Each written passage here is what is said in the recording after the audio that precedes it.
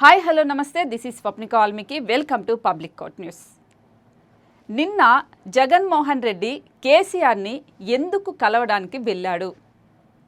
So నిన్న ప్రధానంగా జగన్మోహన్ రెడ్డి కేసీఆర్ని కలిసిన తర్వాత అన్ని శాటిలైట్ ఛానల్స్లో కావచ్చు, యూట్యూబ్ ఛానల్స్లో కావచ్చు, జగన్మోహన్ రెడ్డి కేసీఆర్ని పరామర్శించడానికి వచ్చాడు అని వేశారు. అది నార్మల్ వార్త, అందరికీ తెలిసిన వార్త.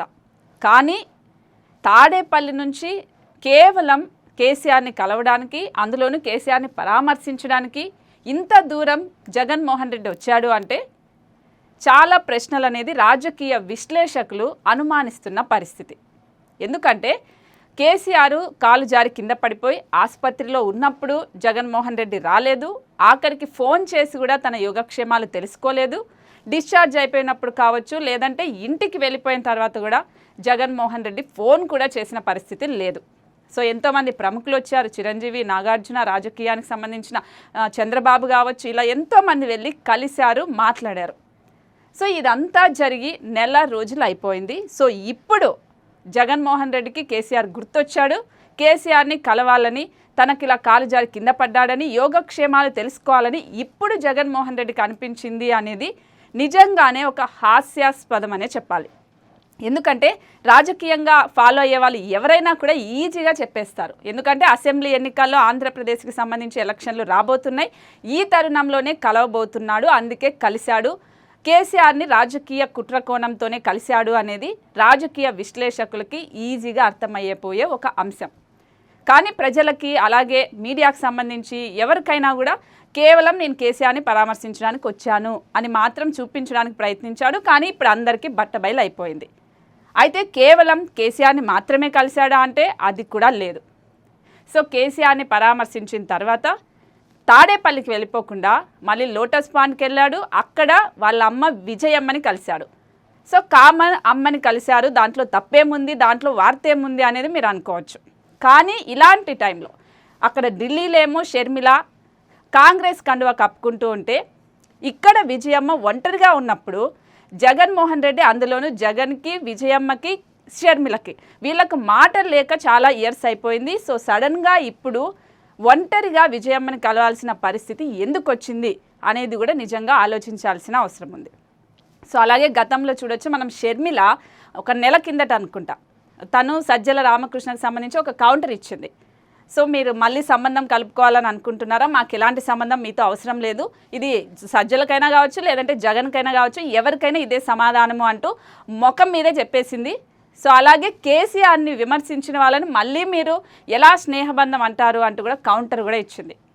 సో ఇలాంటి తరుణంలో రీసెంట్గా ఇక్కడ తెలంగాణలో ఎన్నికలు జరిగినప్పుడు కేసీఆర్ కూడా అన్నాడు, సో ఆంధ్రా కన్నా తెలంగాణ బాగుంది, అక్కడ సింగిల్ రోడ్డు ఉంటే ఇక్కడ డబల్ రోడ్డు ఉంది, అక్కడ చీకట్లు ఉంటే ఇక్కడ వెలుగులు ఉన్నాయి అని ఇలా డైరెక్ట్గా అన్న తర్వాత కూడా మళ్ళీ జగన్మోహన్ రెడ్డి కేసీఆర్ని వచ్చి కలిశాడు అంటే అది స్నేహబంధం అనుకోవాలా? మీరే చెప్పండి. సో ఖచ్చితంగా అది రాజకీయానికి సంబంధించి వచ్చాడు, తను మాట్లాడారు అనేది క్లియర్గా తెలుస్తుంది. సో గతంలో 2019లో కూడా కేసీఆర్ సలహాలు, సూచనలు కావచ్చు, కేసీఆర్ సపోర్ట్తోనే జగన్మోహన్ రెడ్డి గెలవడానికి ఉపయోగపడింది అనేది రాజకీయ విశ్లేషకులు అంటున్న మాట. ఎందుకంటే కేసీఆర్కి 2019లో టీడీపీ అన్న వ్యతిరేకత ఉంది, అలాగే బీజేపీ, కేంద్రంలో బీజేపీ, రాష్ట్రంలో టీడీపీ, ఈ రెండింటి మీద కేసీఆర్కి వ్యతిరేకత ఉంది. సో అలా జగన్ మీద అభిమానంతో కన్నా, ఇష్టంతో కన్నా చంద్రబాబు మీద కోపంతో, చంద్రబాబుని ఎలాగైనా ఓడించాలన్న ఒక ఉద్దేశంతోనే 2019లో జగన్కి కేసీఆర్ సపోర్ట్ చేశాడు. మరి ఇప్పుడు అలా సపోర్ట్ చేసే పరిస్థితి ఉంటుందా? ఎందుకంటే రాష్ట్రం అంటే తెలంగాణ రాష్ట్రం అనేది కంపేర్ టు ఆంధ్రప్రదేశ్తో కంపేర్ చేస్తే అభివృద్ధి పరంగా చాలా దూసుకుపోయింది. కేసీఆర్కి పాజిటివిటీ ఎక్కువగా ఉన్నింది, ఎలాగైనా గెలుస్తాడు, మళ్ళీ హ్యాట్రిక్ కొడతారని అనుకున్నారు. ఇలాంటి టైంలోనే ఇక్కడ బీఆర్ఎస్ ఓడిపోయిన పరిస్థితి కనిపిస్తుంది, కేసీఆర్ ఓడిపోయి ఇప్పుడు ఫామ్ హౌస్లో ఉన్న పరిస్థితి కనిపిస్తుంది. మరి ఇప్పుడు ఆంధ్రప్రదేశ్లో జగన్మోహన్ రెడ్డి గెలుస్తాడా అంటే అస్సలు లేదు. అక్కడ వ్యతిరేకత అనేది ఎక్కువ అయిపోయింది, తన పథకాల మీద కావచ్చు, అభివృద్ధి జరగలేదని కావచ్చు, ఇలా వ్యతిరేకత అయిపోయింది. సో ఇలాంటి టైంలో కేసీఆర్ సలహాలు, సూచనలు కావచ్చు, లేదంటే తన సపోర్ట్ కావచ్చు జగన్కి అవసరం.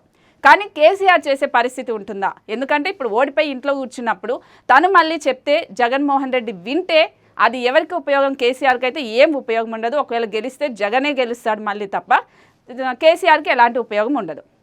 కాబట్టి ఇప్పుడు కేసీఆర్ సలహాలు సూచనలు ఇచ్చినా కూడా అవి జగన్మోహన్ రెడ్డికి మాత్రమే యూజ్ అవుతాయి. అందులోనూ జగన్ అనే వ్యక్తి ఒక స్వార్థపరమైన వ్యక్తి, అవసరాల కోసమే వాడుకుంటాడు అనేది కుటుంబంలో వాళ్ళని వాడుకొని వాళ్ళ పార్టీలో గెలిచిన తర్వాత వాళ్ళని పక్కన పెట్టేసినప్పుడే కేసీఆర్ కావచ్చు, లేదంటే ఆ పార్టీలో ఉన్న వాళ్ళకి కావచ్చు అర్థమైంది. సో ఇప్పుడు మళ్ళీ ఆ ఎమ్మెల్యేలకు సంబంధించి కూడా మార్పులు చేర్పులు చేస్తున్నప్పుడు కూడా అందరికీ అర్థమవుతున్న పరిస్థితి. సో ఇలాంటి టైంలో కేసీఆర్ కూడా డైరెక్ట్గా నేను ఎలాంటి సహాయం చేయను అని చెప్పకుండా ఓకే చూద్దామని చెప్పిన విధంగా రాజకీయ విశ్లేషకులు అంటూ ఉన్నారు. అయితే కేసీఆర్ కూడా జగన్మోహన్ రెడ్డికి దూరం అయిపోయాడు అనేది నిన్న జరిగిన చర్చల్లో మనకు తెలుస్తుంది. సో ఇది మనం నెంబర్ 1గా పెట్టుకుందాం. ఇక నెంబర్ 2, షర్మిల కాంగ్రెస్లో వెళ్ళి నిన్న ఢిల్లీలో జాయిన్ అయింది, కండువా కప్పుకొనింది. సో ఇప్పుడు ఆంధ్రాలో కాంగ్రెస్ తరపున పోటీ చేస్తుంది. సో ఇది కూడా ఖచ్చితంగా జగన్మోహన్ రెడ్డికి మైనస్ అయ్యే అవకాశం ఉంటుంది. ఎందుకంటే కాంగ్రెస్ పార్టీ నుంచి బయటకు వచ్చేసి వైఎస్ఆర్సీపీ అనే పార్టీని జగన్మోహన్ రెడ్డి పెట్టాడు. సో ఇలాంటి టైంలో మళ్ళీ కాంగ్రెస్ కండువా కప్పుకొని కాంగ్రెస్ తరపున వెళ్తే ఆంధ్రప్రదేశ్లో ఓట్లు అనేది చీలే అవకాశం ఖచ్చితంగా ఉంటుంది. అది టీడీపీకి మైనస్ కన్నా జగన్మోహన్ రెడ్డికి వైఎస్ఆర్సీపీకి మైనస్ అవడమే ఎక్కువగా ఉంటుంది అనేది మనం అనుకోవాలి. సో అందువల్లనే ఎలాగూ షర్మిలకు చెప్తే తను వినదు, తను మాట్లాడదు. ఆల్రెడీ ఒక నెల కిందట వీళ్ళపైన డైరెక్ట్గానే కౌంటర్స్ ఇచ్చిన పరిస్థితి. సో ఇంకొక ఎగ్జాంపుల్ కూడా చెప్పాలి. రీసెంట్గా షర్మిలకు సంబంధించి వాళ్ళ కొడుకుకి పెళ్ళి కుదిరింది. దానికి సంబంధించి ఆహ్వాన పత్రిక ఇవ్వడానికి కూడా సీఎం జగన్ దగ్గరికి వెళ్ళి తనకి ఆహ్వాన పత్రిక ఇచ్చి ఆహ్వానించింది. సో ఆ టైంలో కూడా మనకు విజయం ఎక్కడ కనిపించలేదు. సో ఇప్పుడు కూడా జగన్మోహన్ రెడ్డి విజయమ్మను కలిసినప్పుడు ఇక్కడ షర్మిల కనిపించలేదు. అంటే షర్మిల, విజయమ్మ, జగన్మోహన్ రెడ్డి వీళ్ళు ముగ్గురు ఒకే చోట ఒకే ఫ్రేమ్లో ఉన్న విధంగా అయితే మనం ఈ సంవత్సరాల కాలంలో ఎక్కడా చూడలేదు. సో దీన్ని బట్టే చూడొచ్చు మనం. సో వీళ్ళ ముగ్గురు మధ్య ఆస్తికి సంబంధించిన వివాదాలు కావచ్చు, లేదా రాజకీయంగా సంబంధించి విభేదాలు ఉన్నాయి అనేది సో ఎప్పటి నుంచో నడుస్తున్న చర్చ. దానికి నిదర్శనంగా ఇప్పుడు సింగిల్గా కలవడం కూడా మనం దానికి ఉదాహరణగా అనుకోవాల్సిన పరిస్థితి. సో అలా ఏదో అన్న కాబట్టి కలవాలి కాబట్టి వెళ్ళి కలిసింది, పెళ్లి పత్రిక ఇచ్చేసింది, అయిపోయింది. అక్కడ ఒకవేళ విజయమ్మని తీసుకొని వెళ్తే అక్కడ మళ్ళీ రాజకీయానికి సంబంధించి ఏవైనా మాటలు వస్తే విజయమ్మని మళ్ళీ మభ్యపెట్టే అవకాశం ఉంటుందని షర్మిల కూడా విజయమ్మని అక్కడికి తీసుకెళ్ళలేదు. షర్మిల ఢిల్లీకి వెళ్ళిపోయిన తర్వాత విజయమ్మని కలవడానికి జగన్మోహన్ రెడ్డి ఒంటరిగానే వచ్చాడు. ఒకవేళ షర్మిల ఉంటే విజయమ్మని మనము మాట్లాడలేము, మా అమ్మతో నేను మాట్లాడలేను అనుకుంటూ ఒంటరిగా నిన్నొచ్చి కలిశాడు. సో ఇదంతా కూడా రాజకీయ కుట్రనే. కానీ షర్మిల వెళ్ళి జగన్మోహన్ రెడ్డిని కలిసిన ఫోటోలు మనకు ఎక్కడ కనిపించలేదు. అలాగే జగన్మోహన్ రెడ్డి విజయమ్మని కలిసిన ఫోటోలు కూడా మనకు ఎక్కడా కనిపించలేదు. కేవలం కేసీఆర్ని కలిసిన ఫోటోలు, వీడియోలు మాత్రమే నిన్నంతా సర్క్యులేట్ అయ్యాయి. సో ఎందుకు అంటే జగన్మోహన్ రెడ్డి కేసీఆర్ని కలిశాను, కేసీఆర్ని పరామర్శించానని చెప్పి వెనుక విజయమ్మకు సంబంధించి, షర్మిలకు సంబంధించి, అలాగే కేసీఆర్కి సంబంధించి రాజకీయ లబ్ధి కోసమే వచ్చాడు అనేది దీన్ని బట్టి క్లియర్గా అర్థమవుతుంది. సో ఇది ఎంత జరిగినా కూడా షర్మిల ఆల్రెడీ కాంగ్రెస్లో జాయిన్ అయిపోయింది. ఖచ్చితంగా నేను పోటీ చేసి తీరుతాను అంటూ ఆల్రెడీ దానికి సంబంధించిన సమాయత్తం అవుతూ ఉంది.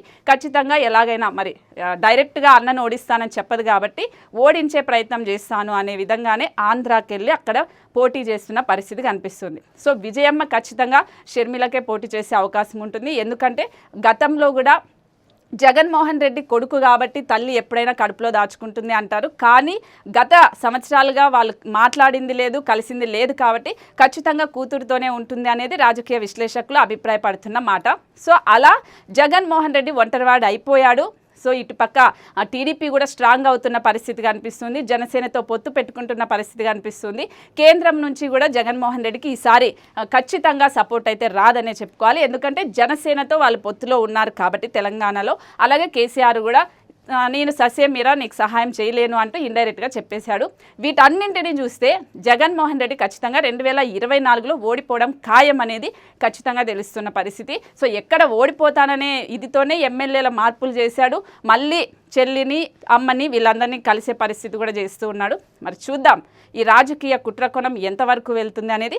కానీ నిన్న జగన్మోహన్ రెడ్డి కేసీఆర్ని కలిసింది మాత్రం రాజకీయ లబ్ధి కోసమే తప్ప ఏదో పరామర్శిద్దామని కాదు.